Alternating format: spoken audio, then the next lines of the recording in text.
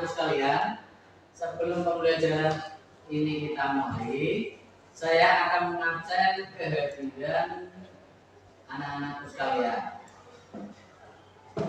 Yang pertama, Pandu Alam Pramudita.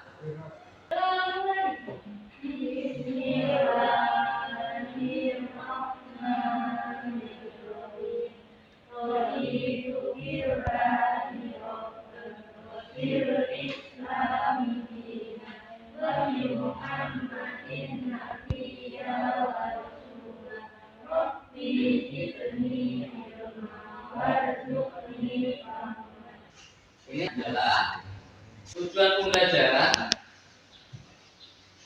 yang akan kita sampai dalam KB pada kesempatan pagi kali ini adalah yang pertama, mengharapkan setelah proses pembelajaran ini siswa akan dapat satu, mengurutkan prosedur penyembelihan hewan sesuai syariat Islam. Yang kedua, menjelaskan konsekuensi apabila hewan yang disembelih itu dengan cara yang tidak sesuai dengan syariat Islam. Umpamanya disembelih tidak dengan menggunakan bismillah atau dengan menggunakan nama Allah. Dan yang ketiga adalah mengucapkan bacaan atau lafaz bacaan ketika pertama, pengertian penyembelihan hewan. Yang kedua, dalil penyembelihan hewan. Yang ketiga, rukun dan syarat penyembelihan hewan, dan juga tata cara penyembelihan.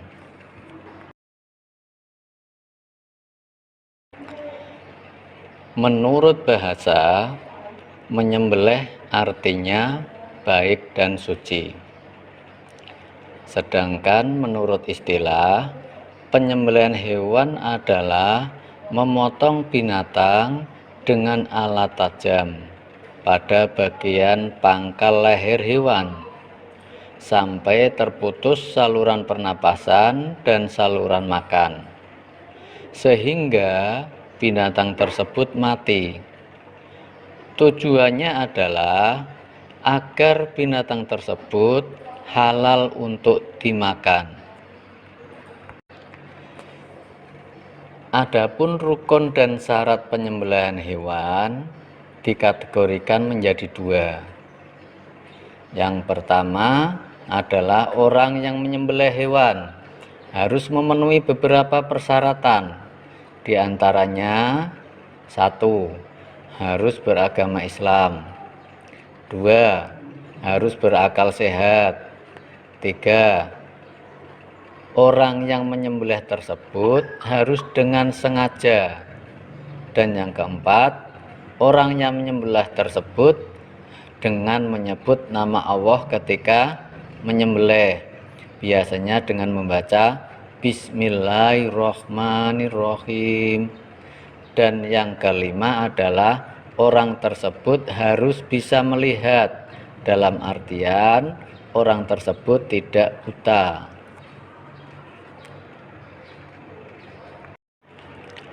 Sebelum saya lanjutkan, ada yang mau bertanya? Silakan sebutkan nama. Assalamualaikum warahmatullahi wabarakatuh. Perkenalkan, nama saya Citra Naharani Basaro, Bismillah. Pertanyaannya enggak? Saya mau sedikit bertanya terkait dengan materi yang disampaikan Bapak. Apakah boleh menyembelih hewan yang sudah sakit? Bagaimana hukumnya? Terima kasih. Assalamualaikum warahmatullahi wabarakatuh. Oke, terima kasih. Pertanyaan yang bagus dari teman kalian adalah yang ditanyakan menyembelih hewan yang kondisinya masih sakit. Oke, yang pertama, hewan itu halal enggak? Halal. Terus kemudian syaratnya yang disembelih itu yang pertama masih dalam keadaan hidup. Hewan yang sakit itu masih hidup tidak? Masih toh? Berarti masih hidup, berarti masuk syarat-syaratnya. Dan yang kedua, kalau dimakan hewan yang sakit itu dalam kondisi tidak dalam keadaan mati. Berarti menyembelih hewan yang sedang sakit itu hukumnya adalah boleh. Al aslu fil asya yufidul ibaha.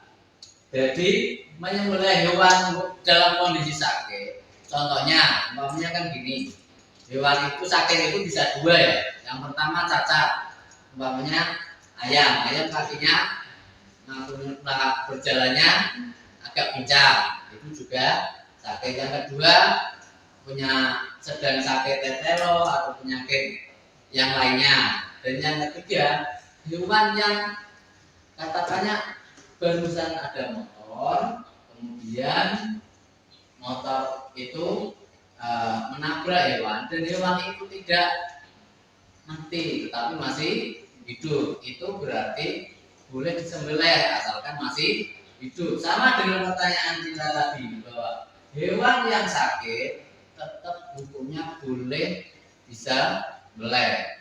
Bahkan kita kalau secara naluri hewan yang sakit kalau tidak sembelih itu kan akan mati.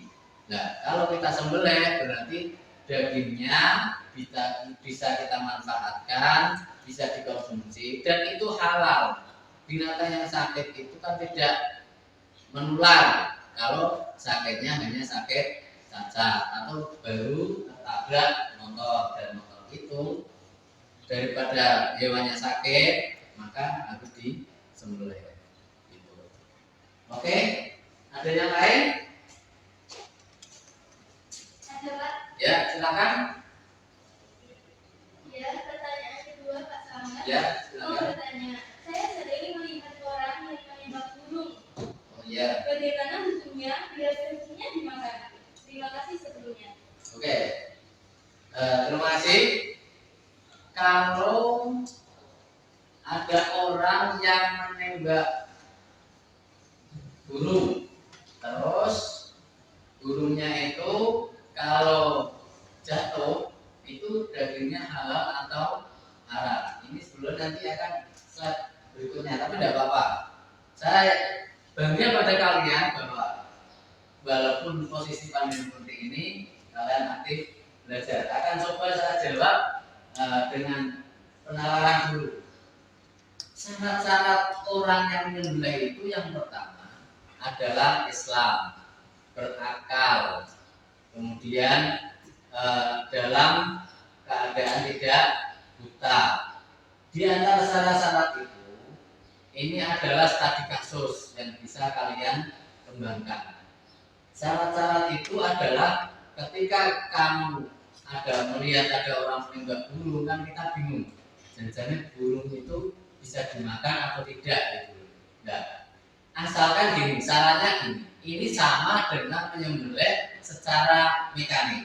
Jadi ketika kita mau menembak burung, katakanlah kita mau berburu, kita bawa senapan angin itu, kita tembak. Sebelum kita tembak, syarat-syarat menyembelih harus kita penuhi dulu. Yang menyembelih itu kan harus baca bismillah, kemudian bisa ditambah dengan membaca takbir, kemudian baca sholawat. Ketika kamu mau menembak burung, bismillahirrahmanirrahim, Allahu Akbar, Allahumma sholli ala sayyidina Muhammad, tembak burung, burungnya jatuh. Ketika burung jatuh itu, kalau sudah mati, berarti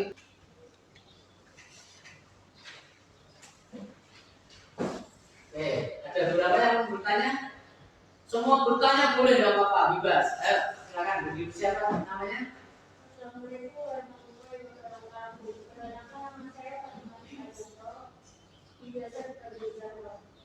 Pak, bagaimana jika kita membeli ayam misalnya kepalanya sampai putus? Terima kasih sebelumnya atas jawabannya. Gini aja ya, satu penanya saya jawab, satu penanya saya jawab ya, biar selesai. Oke, menyembelih hewan dalam kondisi kepalanya sampai terputus, ini hukumnya adalah makruh. Makruh itu tidak apa, dagingnya itu halal dimakan, tetapi lagi, baiknya ditinggalkan. Juga sama.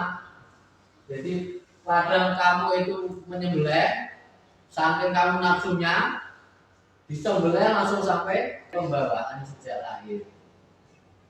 Katakanlah ayam itu dari sejak lahir kakinya umpamanya bengkok, tidak bisa jalannya dengan satu kaki. Yang kedua setelah kecelakaan, umpamanya ditabrak motor atau sepeda, itu tetap boleh dimakan dagingnya selama memenuhi tata cara persyaratan.